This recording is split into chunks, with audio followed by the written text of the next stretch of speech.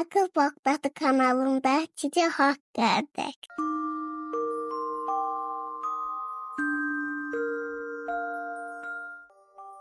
Bismillahirrahmanirrahim.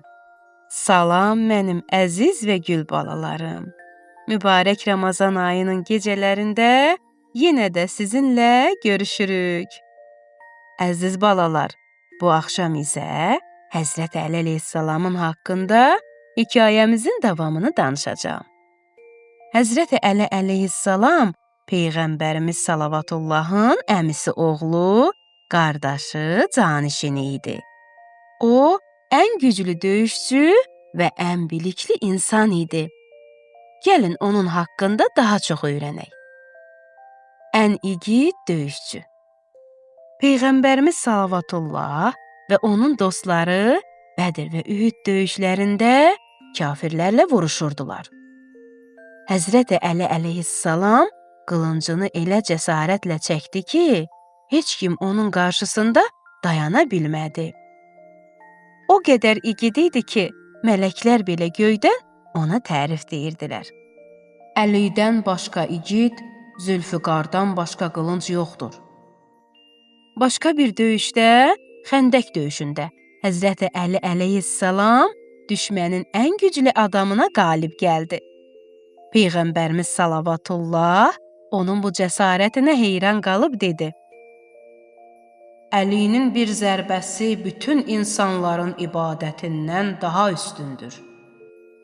Ən böyük möcüzələrindən biri Xeybər qalası döyüşündə baş verdi. Həzrət Əli əleyhissalam böyük bir qalanın ağır dəmir qapısını əli ilə qopardı və 4 addım aralı atdı. Hətta 40 nəfər birləşib onu qaldıra bilmədi. Elm və hikmət sahibi Həzrət Əli əleyhissalam təkcə güclü deyil, həm də çox bilikli və ağıllı idi. Peyğəmbərimiz Salavatullah buyurmuşdu: Mən elmin şəhəriyəm, Əli isə onun qapısıdır.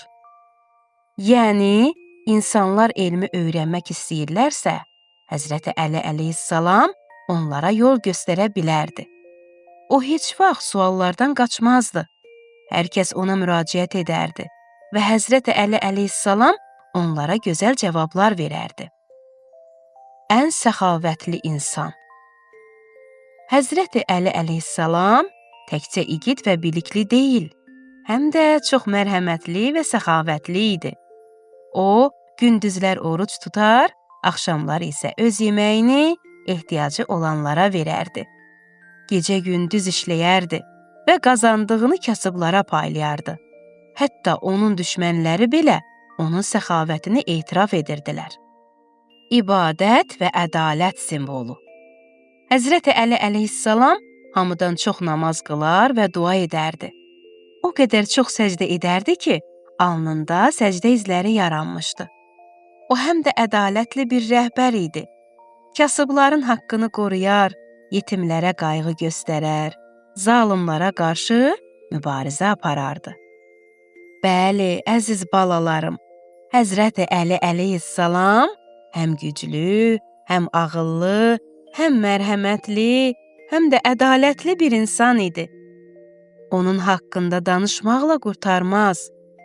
Bir şair belə demişdi: Barmağımızın ucunu yaş edib sənin fəzilətlərini yazılmış kitabları vərəqləsək, dənizin suyu kifayət etməz. Əzizlərim, hekayəmiz barəsində şəkil çəkib bizə göndərməyi unutmayın. Gecəniz xeyrə qalsın, yuxunuz şirin olsun.